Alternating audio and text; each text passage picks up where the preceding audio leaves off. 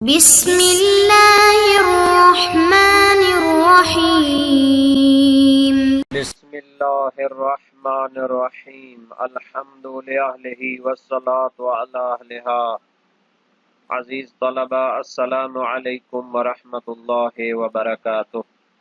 شرح المعول درس نمبر 154 میں دفن کے دیگر آداب اور مستحبات اور مندوبات پر بحث ہوگی۔ میت کو دفن کرنے کے مستحبات میں سے ایک یہ ہے کہ قبر کو قدر بلند بنایا جائے، زمین کی سطح سے اس کو بلند بنایا جائے۔ قبر کی بلندی کی مقدار کیا ہے، اس کے بارے میں بحث ہوگی۔ سطح زمین اگر مختلف ہو تو اس صورت میں کیا حکم ہے، قبر بنانے کا مسنون اور مستحب طریقہ کیا ہے، قبر کی کوہان بنانے کا حکم کیا ہے، یہ ساری باتیں ذکر ہوں گی۔ سب سے پہلے عبارت کو دیکھتے ہیں۔ فرمایا وَرَفْعُ الْقَبْرِ عَنْ وَجْهِ الْأَرْضِ مِقْدَارَ 4 أَصَابِعَ مُفَرَّجَاتٍ إِلَى شِبْرٍ لَا أَزْيَدَ لِيُعْرَفَ فَيُزَارَ وَيُحْتَرَمَ وَلَوْ اخْتَلَفَتْ سُطُوحُ الْأَرْضِ اُغْتُفِرَ رَفْعُهُ عَنْ أَعْلَاهَا وَتَعَدَّتْ السُّنَّةُ بِأَدْنَاهَا۔ مستحبات قبر میں سے ہے کہ قبر کو بلند کیا جائے عن وجہ الارض، زمین کی سطح سے۔ واجہ میں نے چہرہ، زمین کا چہرہ اس کی سطح ہی ہے جو اوپر والا حصہ ہے، تو قبر کو زمین کی سطح سے بلند کیا جائے مقدار 4 اصابع، 4 انگلیوں کے برابر۔ 4 انگلیاں جو ہیں جتنی یہ بلند ہوتی ہیں اتنا قبر کو زمین سے بلند ہونا چاہیے۔ مفرجات، یہ لفظ جناب علی مفرجات ہے، یعنی کھلی ہوئی انگلیاں۔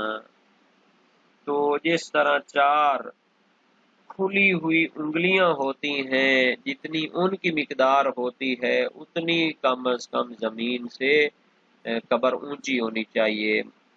مقدار 4 اصابع مفرجات الی شبر، یعنی 4 کھلی ہوئی انگلیوں کی مقدار سے لے کر 1 بالش تک قبر کو زمین سے بلند بنانا مستحب ہے۔ لا ازید، اس سے زیادہ بلند نہیں ہونی چاہیے۔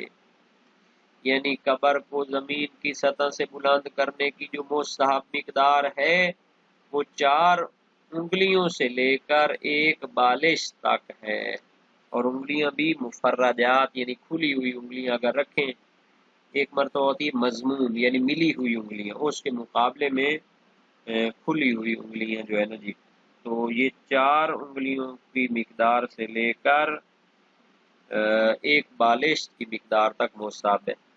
کیوں مستحب ہے اتنا بلند کرنا قبر کو؟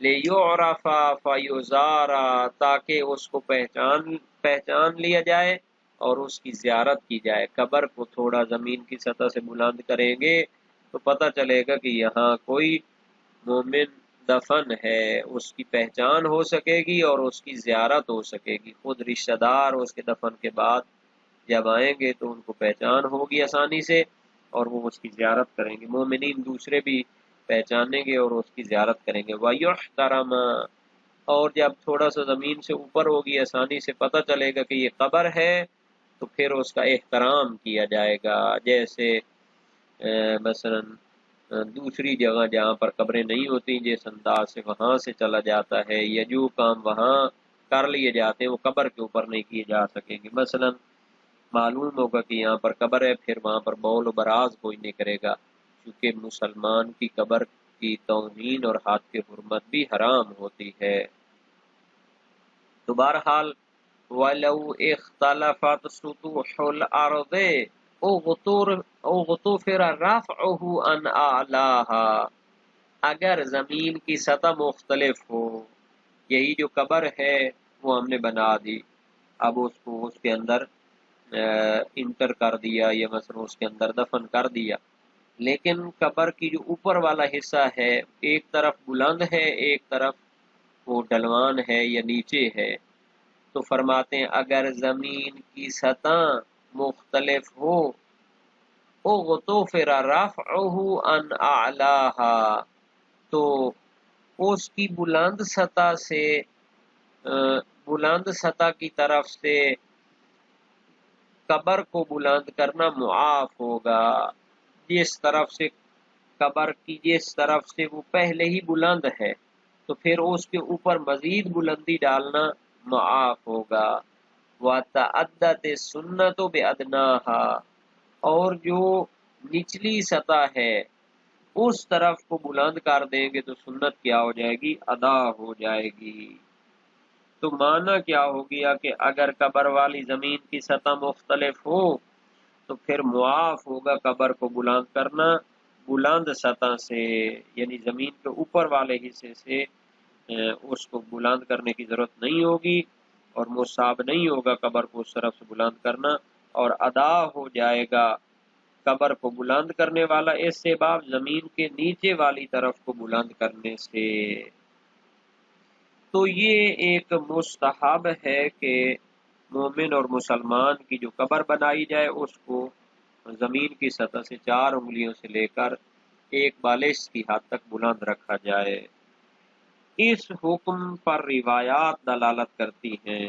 قدامہ بن زائدہ کی روایت امام باقر علیہ السلام سے، ان رسول اللہ صلی اللہ علیہ وآلہ رفع قبر ابراہیم، نبی اکرم نے اپنے فرزند ابراہیم کی جب قبر بنائی تو اس کو بلند کیا۔ محمد بن مسلم سقفی کوفی کی روایت ہے امام باقر علیہ السلام سے، یرفع القبر فوق الارض 4 اصابع، مقدار بھی بیان کر دی، قبر کو بلند کیا جائے زمین کے اوپر 4 انگلیوں کے برابر۔ حلبی کی روایت ہے امام صادق علیہ السلام سے، امرنی ابی ان اجعل ارتفاع قبرہ 4 اصابع مفرجات، میرے والد گرامی یعنی امام باقر علیہ السلام نے مجھے حکم دیا کہ ان کی قبر کو قرار دوں 4 اصابع مفرجات، ان کی قبر کی بلندی کو قرار دوں 4 کھلی ہوئی انگلیوں کے برابر۔ اور ابراہیم بن علی نے امام جعفر صادق علیہ السلام سے اور آپ نے اپنے والد گرامی سے روایت کی، ان قبر رسول اللہ صلی اللہ علیہ وآلہ وسلم رفع شبرا من الارض، کہ نبی اکرم کی قبر کو 1 بالش کے برابر زمین سے بلند کیا گیا۔ محقق ہلی نے اپنی کتاب معتبر میں اور سید المدارک نے اپنی مدارک میں تخییر دی ہے 4 انگلیوں میں کہ وہ ملی ہوئی ہوں یا کھلی ہوئی ہوں، مضمومہ میں نے کھلی بند اور مفرجہ میں نے کھلی ہوئی، بلکہ اسے اکثر کی طرف نسبت دی ہے، جبکہ شیخ مفید، ابن ادریس ہلی، ابن حمزہ، سلار دیلمی اور شیخ نے 4 انگلیوں کو منفرجات یا مفرجات قرار دیے، یعنی کھلی ہوئی ہوں۔ اور علامہ ہلی نے تذکرۃ الفقہاء میں اور ابن ابی عقیل عمانی نے مضمومہ یعنی ملی ہوئی انگلیاں قرار دی ہے مستحب مقدار کے لیے۔ تو یہ بہرحال اختلاف نظر ہے، روایات میں چونکہ اطلاق ہے اس وجہ سے اس میں اختلاف تفسیر میں اور اس کے معنی کرنے میں اختلاف نظر ہو سکتا ہے، اصل یہ ہے کہ اس کو بلند تو کرنا ہے۔ اور یہ جو تھا کہ اگر سطح زمین مختلف ہو تو بلند سطح والی طرف سے اس کو مزید بلند کرنے کو معاف کیا جائے گا، اور جو نچلی سطح ہے اس کو بلند کرنے سے سنت ادا ہو جائے گی، یہ بھی بات واضح ہے۔ اب ایک اہم ترین معنی اور مطلب کی طرف آتے ہیں، فرمایا وَتَسْطِيحُهُ لَا يُجْعَلْ لَهُ فِي ظَهْرِهِ صَنَمٌ لِأَنَّهُ مِنْ شِعَارِ النَّاصِبَةِ وَبِدَعِهِمُ الْمُحْدَثَةِ مَعَ اعْتِرَافِهِمْ بِأَنَّهُ خِلَافُ السُّنَّةِ مُرَاغَمَةً لِلْفِرْقَةِ الْمُحِقَّةِ۔ تسطیحہ یعنی قبر کو مسطح بنانا، مربع شکل میں بنانا، یہ کیا ہے؟ مستحب ہے۔ اس کو مسطح اور برابر ہموار بنانا مستحب ہے۔ اس کا معنی کیا ہوتا ہے؟ لا یجعل له فی ظہرہ صنم، کہ قبر کی پشت میں کوئی کوہان نہ بنائی جائے، قرار نہ دی جائے، لا یجعل قرار نہ دی جائے، لہو للقبر قبر کے لیے، فی ظہرہ اس کی پشت پہ، صنم کوہان، یعنی مسلمان اور مومن کی قبر کو برابر بنانا، ہموار بنانا، مسطح بنانا مستحب ہے، اس میں کوہان نہیں ہونی چاہیے۔ لِأَنَّهُ مِنْ شِعَارِ النَّاصِبَةِ، یہ کوہان بنانا دشمنان اہل بیت کا طریقہ کار ہے۔ وَبِدَعِهِمُ الْمُحْدَثَةِ، اور ان کی ایجاد کردہ بدعتوں میں سے ہے، نو ایجاد چیزوں میں سے ہے، یعنی نبی اکرم نے، اہل بیت نے تو ایسا نہیں کیا، لیکن انہوں نے اہل بیت اور شیعہ کی مخالفت میں یہ طریقہ اپنایا ہے جو دشمن اہل بیت ہے۔ مع اعترافہم بأنہ خلاف السنت، حالانکہ خود اعتراف کرتے ہیں کہ یہ سنت نبوی کے خلاف ہے، یہ طریقہ کار نبی اکرم نے نہیں اپنایا۔ مراغمتا للفرقۃ المحقۃ، اور پھر اس عمل پر کیوں جناب علی عمل پیرا ہوتے ہیں، اور اس پر مثلا وہ کیا ہے، اس پر عمل کرتے ہیں، کیونکہ مذہب حقہ جو ہے، فرقہ محقہ یعنی حق والا جو فرقہ ہے، مذہب ہے، اس سے اپنی دشمنی نکالنا چاہتے ہیں۔ تو بہرحال یہ وہ مستحب طریقہ ہے جو قبر کو بنانے کے لیے منقول ہے۔ قبر کو کیا ہونا چاہیے؟ مسطح اور ہموار ہونا چاہیے، اس کے اوپر کوہان جیسے شتر مرغ کی ہوتی ہے یا جناب علی خود اونٹ کی کوہان ہوتی ہے، اس طرح نہیں بنانا چاہیے، حالانکہ یہ دشمنان اہل بیت کی شعار اور طریقہ کار میں سے ہے اور ان کی نو ایجاد بدعتوں میں سے ہے، حالانکہ وہ خود اعتراف کرتے ہیں کہ کوہان بنانا سنت پیغمبر صلی اللہ علیہ وآلہ وسلم کے خلاف ہے، جان بوجھ کر سنت پیغمبر کے خلاف یہ کام ہے تاکہ وہ دشمنی اس مذہب شیعہ سے نکالیں۔ تو بہرحال یہ اختلاف نظر رہتا ہے، یہاں پر ہم نے عبارت کے معنی کو ذکر کیا ہے۔ اب ہم آتے ہیں کہ کوہان کے بارے میں جو روایات وغیرہ ہیں وہ کیا ہیں۔ روایات ہیں کہ قبر کی کوہان نہیں بنانی چاہیے۔ ابو ہریرہ سے منقول ہے، صاحب جواہر نے نقل کیا ہے، السنت التسطیح، سنت یہ ہے کہ قبر کو مسطح بنایا جائے، مگر شیعہ جو ہے نا جی اس پر عمل کرتے ہیں، تو ہم نے کوہان بنانے کو شروع کیا ہے یا اس کو ہم نے اپنایا ہے۔ یہ جو ہے نا جی بعض فقہا جو ہے مخالفین کے، ان کی طرف سے منقول ہے۔ اعمش کوفی کی روایت ہے خصال شیخ صدوق میں، والقبور تربع ولا تسنم، قبور کو مربع ہونا چاہیے اور ان کو برابر ہونا چاہیے، اس کے اوپر کوہان نہیں ہونی چاہیے۔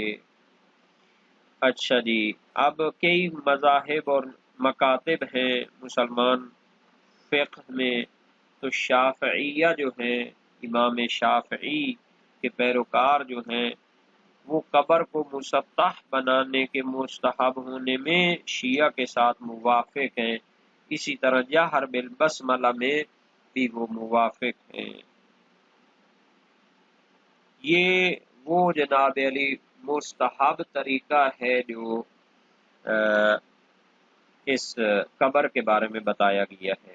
ایک چیز کی وضاحت دینا مناسب ہے، بہت ساری چیزیں مکاتب میں، پارٹیوں میں اور گروہوں میں شروع ہو جاتی ہیں جو ایک دوسرے کی جو ہے نا جی مثلا مخالفت میں ہوتی ہیں، یا جناب علی اس میں ایک تعصب بھی شاید شامل ہو جاتا ہے، یا اس کو عمرانیات کی زبان میں ابن خلدون وغیرہ کے جو تحلیلیں ہیں معاشروں کی، تو اس میں تعصب کا جو ہے نا جی پہلو آ جاتا ہے، اور خود گروہ کی تشکیل اور گروہ کی شناخت ان کو بنا لیا جاتا ہے۔ تو اب اس کی روایت ہو، قرآن میں ہو، حدیث میں ہو یا نہ ہو، اس کو وہ چھوڑنے کے لیے تیار نہیں ہوتے، کیونکہ وہ دیکھتے ہیں کہ ہمارا مخالف اس طرح عمل کر رہا ہے۔ تو بہت ساری چیزیں مذاہب اسلامیہ میں بھی اس طرح کی آ جاتی ہیں مخالفت میں، پھر وہ اصلاً اس کو چھوڑنے کے لیے تیار نہیں ہوتے۔ تو اسی میں سے قرار دیا جاتا ہے کہ روایات کی تحقیق میں اور روایات کی ویلیڈیٹی اور اعتبار کی تحقیق میں ایک چیز کو ذکر کیا گیا، مخالفت عامہ، یعنی اگر دو مختلف قسم کی روایات آئی ہیں تو اس کو ترجیح دینے کی کوشش کی جاتی ہے کہ جو دوسرے گروہ کے مخالف ہو۔ اس میں یہ تعصب یا وہ چیز نہیں آتی، کیوں؟ چونکہ اہل بیت کی روایات جس دور میں صادر ہوئی ہیں، دشمنان اہل بیت اور مخالف حکومتیں جو ان کو شہید کرتی تھی، زہر دیتی تھی، تلوار مارتی تھی، تو اس دور میں صادر ہوئی ہے۔ تو اگر مخالف روایت کو چھوڑتے ہیں تو وہ مجبوری کی وجہ سے ہے، کیونکہ ان کے موافق جو روایت ہوتی ہے وہ اضطراری حالات کے تحت صادر ہوتی ہے، یہ ایک علیحدہ معاملہ ہے۔ لیکن ایک چیز کے جہاں پر روایات وغیرہ بھی اختلاف نہیں رکھتی اور محض جناب علی کسی مکتب کی مخالفت میں کوئی چیز شروع کی جاتی ہے تو اس کے بارے میں یہ تبصرہ ہو سکتا ہے۔